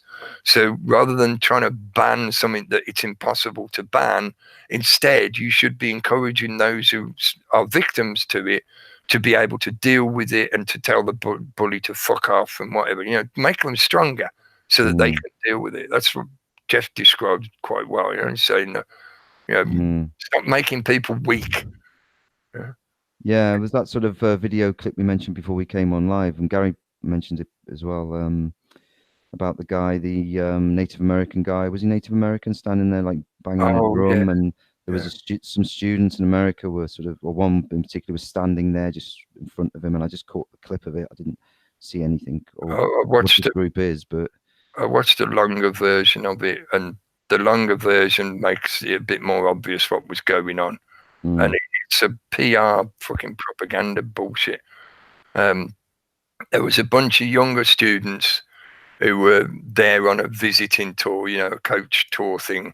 Yeah. And a lot of them had got MAGA hats on, so they perfectly epitomized the kind of young right-wing conservative in America, that kind of youth demographic that they want to politicize. They want to show they want to present to the world this idea that, look, the youth think politics is a great idea. Look at these guys, are all young conservatives and whatever. And then the American Indian guy walks up to them with a few other people, and he actually walks up to the crowd drumming and walks up to that kid and starts drumming in his face. Oh, right. Okay. The kids didn't like goad him on. They didn't go, "Oh, you get over here." They didn't go up to the American Indian guy. It was the other way around. They were all stood in a group doing like young kids do. They were a bit loud and whatever, but they were doing what they do. They were chatting amongst each other. And the group with the American Indian walks towards them. Right. So the whole thing just smells of this is being photographed from a very specific angle so that the media can present it in a certain way. Look at these bullies picking on this Native Americans. That's not really the reality of what occurred. Yeah, and then you see it for yourself, and then you see the manipulation that you're talking about, and the media and how they. The politicization was deliberately put out in the media in a way that it was being appropriated, politicized. But that thing you mentioned as well, the government corporate thing. I mean, it's one of the same thing as far as I'm concerned. It's corporations that are running this. Government is just the smoke screen, if you like, now, or the illusion that these people are independent from the corporate system, which they're not. And that's now obvious. It should be obvious to everybody. Well, not everybody, but a lot of people who were looking into this or realizing it, whatever. They should have realized it a long time ago. I mean, it was Mussolini who said it, wasn't it, back in the 30s? You know. So it's nothing new. It's just been going on ever since, and they've just been trying to, popularize politics and government and shiny lights and fluffy presidents and all the bullshit to make you think that's real. They're really the, that's a separate thing. No, they don't. They make decisions and all the rest of it, and it's not the case at all. They're doing it for you. Yeah, which you get to choose every 4 years, or depending on what system you live on. Yeah, you get to choose, and then they represent you. Honest. And the espionage stuff you're on about, the government, the corporate espionage, should I say? Yeah. I mean that's always happened. It's constant. It's just how they get things going. And like you say, they will manipulate various groups and protests, and they will get them to, support their corporate aim. And people are daft and don't see it, and they're quite happily going out and thinking they're fighting a good cause. It's basically, it's not in their interest to leave certain information available to the public that would reveal their connections into manipulating the events if they are actually doing that. So the fact that it's not difficult to look for information and say, look, that's connected, that's connected, that's connected, that's connected, therefore this movement is manipulated. They wouldn't leave that out in the open like that. And I know they wouldn't. And I go with you. I think, there's always involvement of some kind, always, without a doubt, always. Yeah. But it's whether or not this is too big, like you say. This is a bigger awareness. This is, all these groups will try and mess things up with people. But like I said the other week, you will get some bumps in the road along the way. You are going to get some, some ugly scenes maybe or whatever. But that's part of the process. And if people are seeing this bigger the awareness growing, and people are beginning to see through the illusion, then it is the paradigm shift, and they are trying to hijack it. They are trying to take us down the corporate road, take us down what we've got now, but even more intense, which you see with the, the society they're trying to build in the future, which is all just, yeah. So I was just when the corporations, some of them already are worth financially, maybe on paper you can argue, in their bullshit money magic world, but financially they're worth more than a lot of countries. It used to be back in the day when it was few and far between mega rich individuals that were worth more than like some, little third world country that hardly anyone's ever heard of. But now there's a lot of major corporations, and there's some individuals that are worth more than 50% of the countries on the list of all countries on the planet. There's 180 odd countries on the planet, and there's some groupings of people that are worth more than most of those countries. So when they step in, this is the way it will sort of play out, I think. When they step in to rescue society from the calamitous governments that have made a fuck up of everything, that's why they're presenting it this way. The governments have failed to deal with all this stuff. There's all these problems. Everything's going to chaos. There's so much debt. The end of the empire. Yeah. When the corporations and the banks step forward and go, oh, we'll save society, and then a new constitution will be written that will cement the corporatist reality of like, the corporations will provide everything you need. They'll build your homes. They'll provide the transport, the public transport infrastructure. They'll build the workplaces where you go to work. They'll build the food stores where you get your food, and they'll provide you all your services like energy, internet. Everything will all be provided by the corporation. And no competition. No, and people will like it. They'll think it's great because it will be dealing with a lot of the problems that have supposedly been created by the government. But the two things are one and the same. Yeah, they're not a separate entity. Private business and the governmental systems are one and the same fucking entity. Yeah. Yeah, and another thing I made a note of, it was funny because saying about protests and stuff, and when did they pass this legislation? It was you have to have permission to protest now in the UK. You have to you have to let them know you're going to have a protest. I know it wasn't exactly that long ago, was it? No, it wasn't that long ago. If they're not sanctioned and they're not allowed, and they say no, and you do it anyway, that's when they'll send out all the bullies and everything. But yeah, that's what it's turned into now. But like I say, the awakening, like you said, is well, I've been talking about this since 2011, and I felt something has been on the rise for a long, long time, and it is getting to the crescendo moments of this nonsense now. You know, and that externalization, everything's external, and more people are beginning to realize that you've got to go a bit more internal and sort that out. And when you come out of that phase, the external, you don't want to be fighting and beating people up. You sort it out. We get it sorted. We don't want to be angry and fuss, because that's the externalization again, the shaking of the fists and the anger and everything else. Yeah. And it's a bully mentality. Yeah. Rather than dealing with my own inner problems, which could have been generated by being bullied by somebody else, because that's a lot of how bullies become bullies. They're bullied usually by an older family member or older person within their social group, so they grow up to do the same to others. Yeah. But rather than go doing the introspection, doing the inner work, doing the shadow work on myself, so I can deal with the bullshit that bully dumped on me. So, you know, I'm not a piece of shit just because that one bully constantly told me that every day. I know it's not true, so I don't have any of the negative baggage of that constantly in my ear roll. And until they can do that for themselves, they will perpetually project that shit outwards. Yeah. So in a system where people are encouraged, or maybe I should say discouraged, from doing the inner work. I was going to say they're encouraged to externalize, but really it's more that the system implants little danger signs in their own head, you know, to say, don't go this way, turn around, go back, go outside, go outside.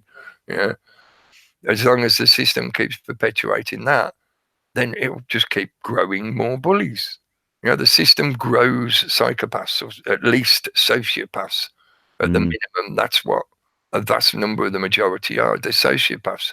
They're not really being themselves because they're scared of themselves.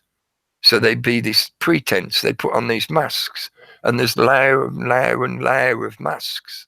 Corporate each one for a different situation, a different uniform for every occasion. Yeah.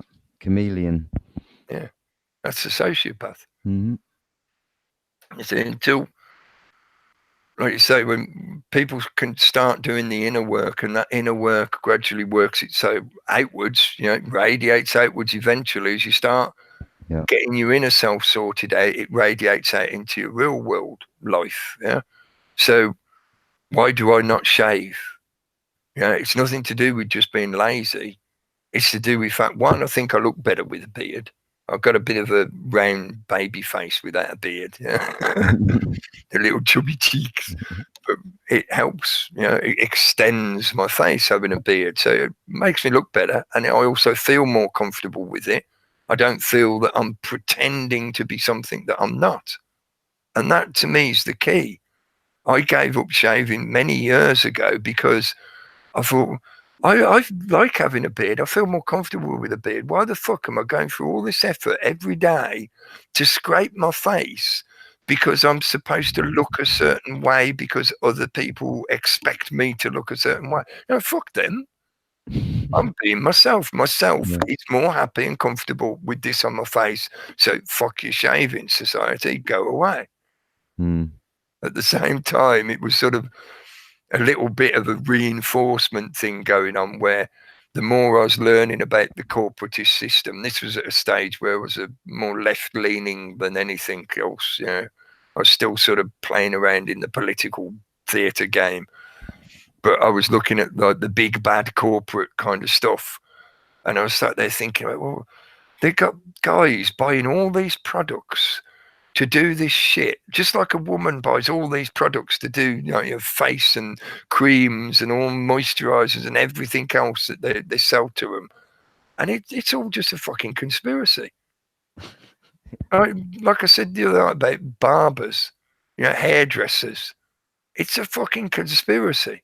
It's the oldest con trick in the world. Your hair grows naturally. It falls out naturally as well.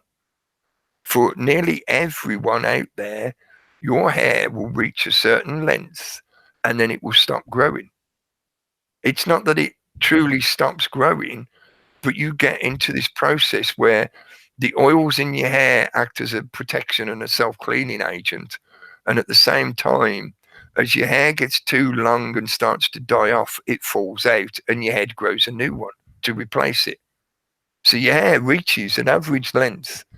Like mine has been this length for probably nearly 20 years. And I don't cut it in any way regularly. I don't go and get the split ends trimmed and shit like that. No, I just leave it. And where it gets a bit unruly, I trim it off. You know, same with my beard. Where it gets a bit too wild and straggly, I trim it off and tidy it up a bit. But other than that, I don't cut it. And it's not, you know, it's not gone disgusting. You know, it's not like, oh, you got to get it cut, so otherwise you'll just have this lump on your head.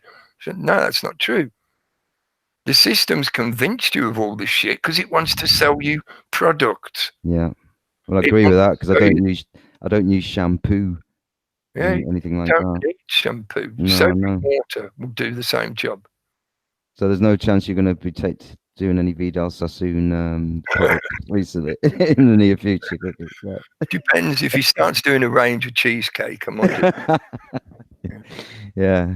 No, but it's true. That is true. I mean, mention products and stuff, and yeah, people do get, you know, they think they have to. It's a program, isn't it? They're running just the programming. So I know that there's some. I feel anyway. There's some argument that can be made that for depending on your situation in life, you might need it trimmed for various reasons. You know, it might not be practical for you to let your hair grow and stuff like that. Fair enough. But the concept that you have to do it to present a certain imagery to everybody else around you, that's just utter bullshit programming. That's a social mask. Stop wearing fucking masks and be yourself. If you personally choose to, I like having a big beehive haircut. So therefore, that means you've got to do some hairdressing and whatever. If that's you, if that's what you like to have, and that makes you feel happy and comfortable, do that. But don't do it because magazines and the media and society is saying, "Oh, this is the latest fashion. Everybody's got to have it. You're a weirdo if you don't have this same haircut." Maybe there should be a craze for hairy ears. You know? That's the old man trend. My hair stopped growing out my head and it started to come out my nose and my ears instead. Yes. But I mean, I'm ranting a bit about my fucking hair and whatever, but the point is, it's about your inner self. Yes, exactly. Yeah. Years ago, I got over that inner demon of, oh, you know, you got to be so concerned about what other people think about the way you look. It's like, hang on, they're not me. So why are they upset at me for looking whatever? If I look scruffy and they look at me, go, oh, he's so scruffy, why doesn't he dress himself proper like what I do? So in other words, they're trying to take me and put me on themselves and then get frightened that they look like me.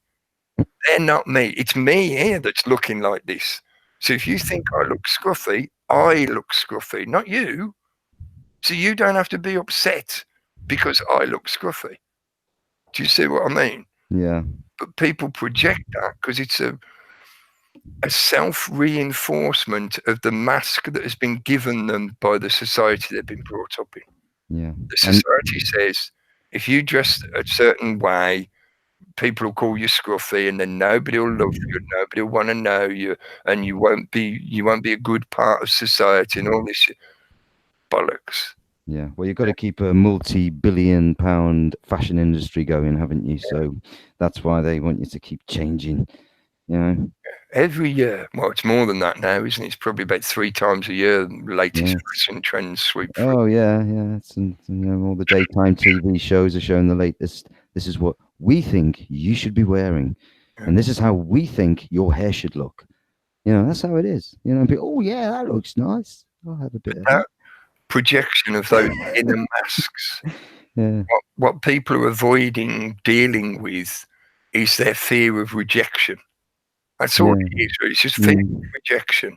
Rather than concentrating on your fear of rejection and in doing so, cocooning yourself in an illusion so that you sociopathically alleviate that fear, because that's what you're doing. Rather than doing that, why not encourage within your own thinking your knowledge and your connections to those people who accept you for who you are, whether you've got crazy hair or not, whether you've got hair coming out your nose or not.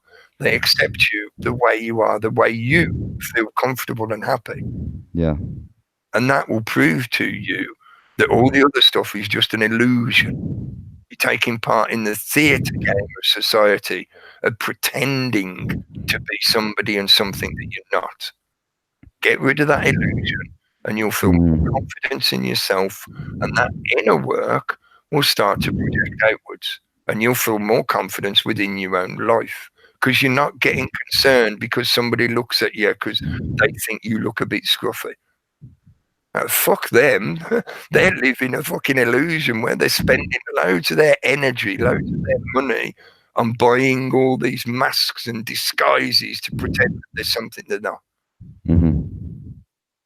Yeah. Again, not healthy. Could connect that back to people like the royals who put on a crown, put on a certain emblem, and then people think they're somebody or something that they're not. Yeah. The Queen is just a little old lady in a very big house. Yeah, and it starts from childhood. We always say from when you're a child going to school and you got the princess programming or whatever you call it, or that thing is sort of kings and queens as little kids. It's all that. It's all to build that up, and when you they become a flag waver, should I say, not a wag waver, a flag waver. It's like a fustercluck. A flag waver, with the Union Jack on and all that, Yeah. And I think it's all great. And yes, I think people do see through it, are seeing through it. And this event with Prince Philip certainly would show people just that, what they really do think and how they do really behave, and what they don't give a shit. That there was people injured, there was a baby in that car and everything. And I wouldn't. Anyway, maybe William will come forward and make some kind of public announcement that he's taking the driver's keys away from his old dad because he's not good, his granddad, I should say, because he's not good enough anymore. No, and he's always drunk. So, it'd be a good way of them getting a lot of kudos with the public. Yeah. If they do something like that where they say, "Oh, we see him what's going. We think it's only good and proper that we should stop him from driving from now. We're terribly sorry, public. We are nice. We are good. We are thinking about you." They've tied me to the bloody chair. Yeah.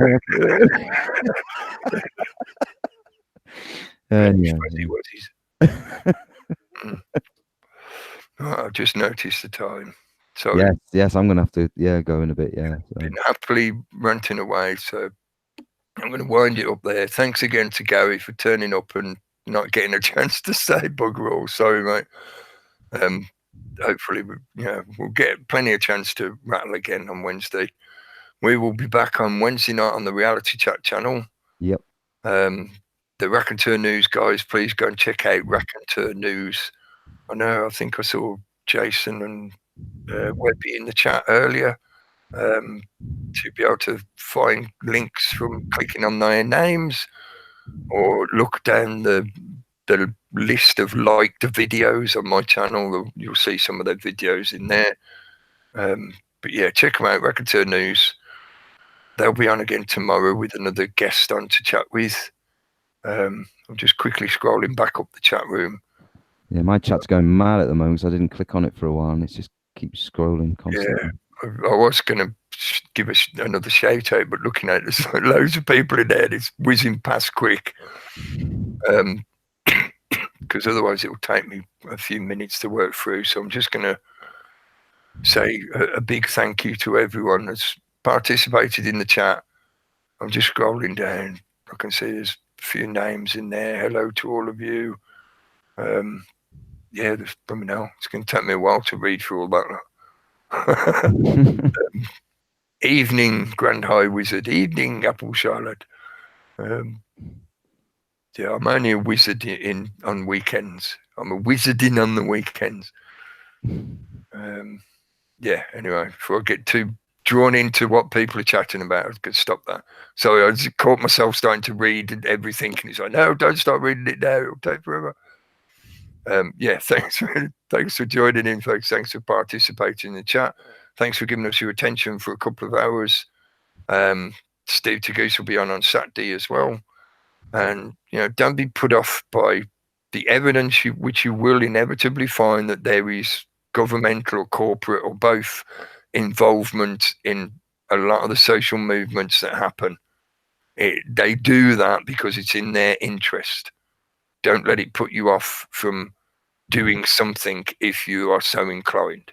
Just think a little more carefully about what you get involved in, where you go and who you group up with and stuff like that. But don't do nothing just because some of the shit is manipulated. Yeah, anyway. Thanks for joining in, and I'm going to click the button. So catch you.